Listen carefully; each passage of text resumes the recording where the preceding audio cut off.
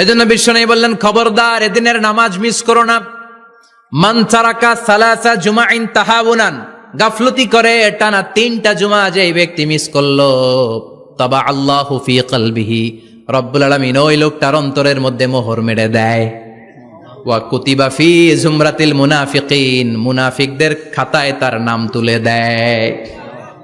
3টা জুমা যদি কেউ মিস করে, 2টা পানিশমেন্ট। এক হচ্ছে তবা আল্লাহ ফি কলবি, আল্লাহ অন্তরে মোহর মেরে দেয়। ভালো কথা ভাল লাগে না, নামাজ ভাল লাগে না, আজান ভাল লাগে না, ইসলাম ভাল লাগে না, শুধু মৌজ মাস্তি ভাল লাগে, গান বাজনা ভাল লাগে, এরকম আছে না নাই?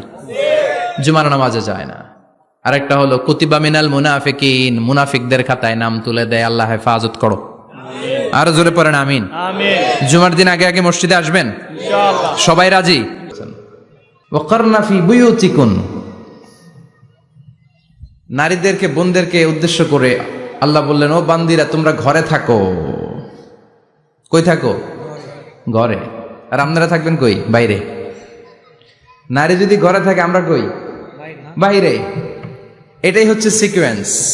পুরুষরা থাকবে বাইরে, নারীরা ঘরে। পুরুষরা প্রয়োজনে ঘরে যাবে, আর নারীরা প্রয়োজনে বাইরে যাবে, ঠিক কি না?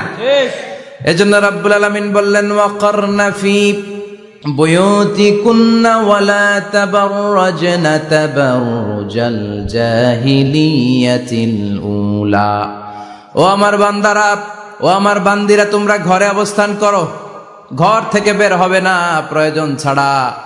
আর জাহিলি যুগের নারীদের মতো নিজেদের সৌন্দর্যকে প্রকাশ করে বের হবে না।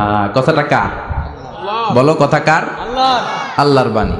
আমার বান্দিরা তোমরা ঘরে অবস্থান করবে, আর জাহিলি যুগের নারীদের মতো নিজেদের বিউটি, সৌন্দর্যকে এক্সপোজ করবে না, দেখিয়ে বেড়াবে না।